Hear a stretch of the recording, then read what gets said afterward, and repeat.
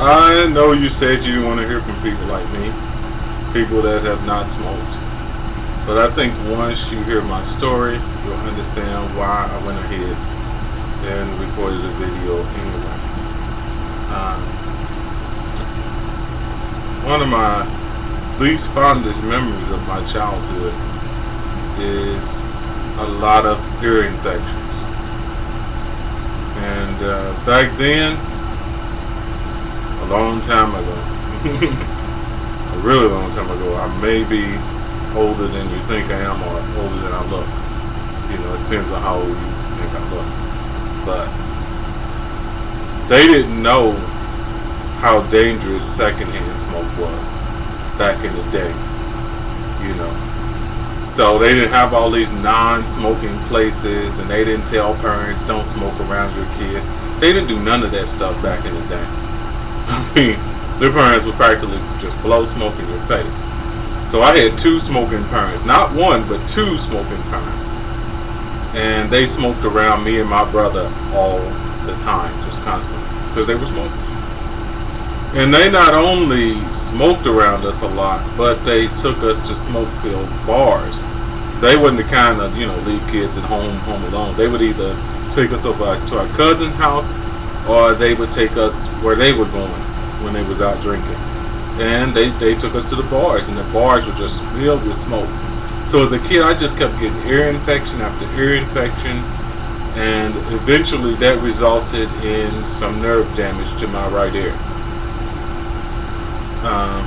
I remember as a kid getting, whenever my dad would give me haircuts, I would be like fidgeting. I got my ears cut a few times as a result of that. But it was because because of the ear infections, there's a nerve in my ear that's kind of raw, and when certain high-pitched sounds or buzzes or whatever come near it, even children, I feel a sensation, a real uncomfortable sensation from all the way down to my hip. And it really ends in my hip. And it's the weirdest thing, but it's nerve damage. Now, I don't think I've suffered any hearing loss, because I always tested well in the hearing. But that's something I'm dealing with even now, this old. So I think I have a stake in talking about smoking or whatever. I think I have some stake in it. I remember as a kid, and as a younger adult, listening to my mother at night. She would be hacking and coughing, and she would that was from the smoke.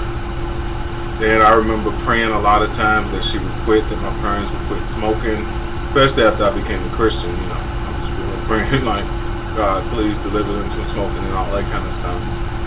And eventually they both stopped. But before they did, basically what happened is that my dad's drinking got to the point where it was like making him have blackouts. And so he found out that he was a diabetic while he was drinking. He could have been dead. But he was like drinking, and he was a diabetic, and he would pass out in the street and stuff. It was just hard. And he never knew what it was. He just thought he was too drunk. He was a diabetic. So the first thing my dad had to do was he had to quit drinking, which, thank God, he managed to do that, because it would have killed him otherwise. My dad is 76, by the way. And then my dad's health got to the point where he was like had bronchitis, and he was faced with the prospect of having to quit smoking. So he quit smoking in a very unusual way. He laid his cigarettes on the altar at church, and he hasn't smoked a day since. And he says he feels like now, he's 76 years old, he feels like now if he took another puff of a cigarette, it would probably kill him. And with all his conditions at 76 years old, it probably would kill him. My mom quit smoking years later after my dad. Now, mind you, both of them were like 30 or more year smokers. So you're talking about hardcore. I think both of them smoked cool cigarettes, by the way. I think I think they had the short filters or whatever, the strong stuff. So my mom especially. I know my mom smoked cool cigarettes, and she I think it was a short filter or something, but she smoked the strong ones. I don't know exactly what that is. So anyway, my dad eventually went ahead and he laid his cigarettes on the church altar at church, and he hasn't smoked since. But after that, he developed colon cancer. Now, I won't say that has anything to do with the smoking, because it would seem like you would probably develop lung cancer before you would develop colon cancer. But he developed colon cancer, and I thank God that he was able to get past that. But I believe he had stopped smoking before he got the colon cancer. And I don't know if he would have made it through that if his body had been weakened by smoking. So it was a real blessing that he quit. And years later, my mom quit, and she basically laid her cigarettes on the altar. Well, she didn't do that. No, my mom just used a patch, and she prayed. Both of them are church-going folks.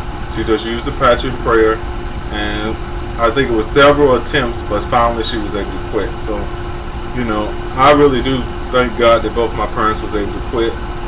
My dad is 76. My mom is 66, I believe, if I'm correct. And I honestly wonder if either one of them would be around if they hadn't quit. So this is not me trying to convince you to stop or quit or whatever, but me just sharing somewhat of my life with you, more than I'd probably share with a lot of people. And I hope that in some way it might be helpful to you in some way or another. And my last thing I got to do is talk about my uncle. My Uncle Elijah, I'm about to kind of trip a little bit, who died a few years ago. And he was a lifelong smoker and drinker.